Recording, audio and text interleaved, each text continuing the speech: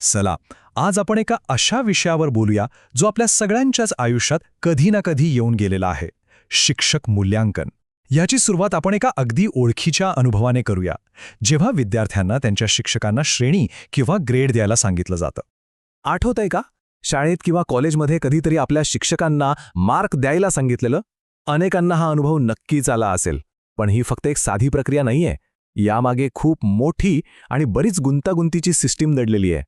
अच्छा, मग या प्रक्रियेत नेमकं काय पाहिलं जातं हे समजून घेण्यासाठी आपण एक खरं उदाहरण बघूया. म्हणजे विद्यार्थ्यांना नक्की कोणत्या निकषांवर शिक्षकांचं मूल्यांकन करायला सांगितलं जातं ते आपल्याला कळेल. तो बघा, विद्यार्थी फक्त शिक्षक चांगले की वाईट एवढंच नाही ठरवत. उलट त्यांना खूप सविस्तरपणे मूल्यांकन करावं लागतं. म्हणजे शिक्षक वेळेवर येतात का, विषयावर त्यांची पकड कशी आहे, त्यांची शिकवण्याची पद्धत कशी आहे. एवढंच नाही तर ते विद्यार्थ्यांना मदत करतात की नाही, या सगळ्या गोष्टी महत्त्वाच्या ठरतात. ओके, तर आपण पाहिलं की काय तपासलं जातं. पण आता खरा प्रश्न येतो की असं मूल्यांकन करण्याची गरजच का आहे? म्हणजे हे सगळं का करायचं? चला, या प्रश्नाच्या मुळाशी जाऊया. तर शिक्षकांच्या कामाचं परीक्षण करण्याची गरज का भासते?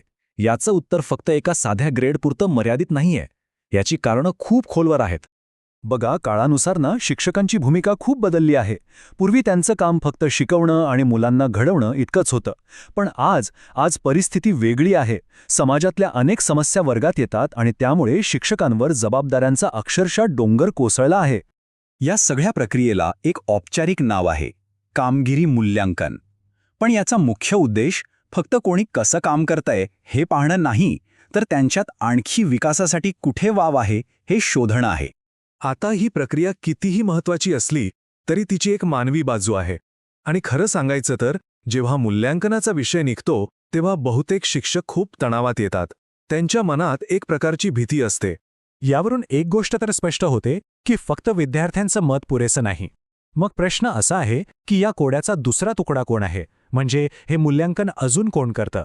तर शिक्षक मूल्यांकनासाठी मुख्यत्वे 3 वेगवेगळ्या ठिकाणांहून माहिती घेतली जाते. आणि हे 3 दृष्टिकोन एकत्र आल्यावरच एक पूर्ण चित्र उभं राहतं. हे 3 महत्त्वाचे घटक म्हणजे पहिले अर्थातच विद्यार्थी, दुसरे म्हणजे शिक्षक स्वतः आणि तिसरे म्हणजे त्यांचेच सहकारी शिक्षक. या तिघांकडून मिळणारा फीडबॅक मिळून एक सर्वसमावेशक प्रणाली तयार होते. आता इथे गंमत आहे. या प्रत्येक पद्धतीचे स्वतःचे असे फायदे आणि तोटे आहेत. म्हणजे कोणतीच एक पद्धत अगदी परफेक्ट नाहीये.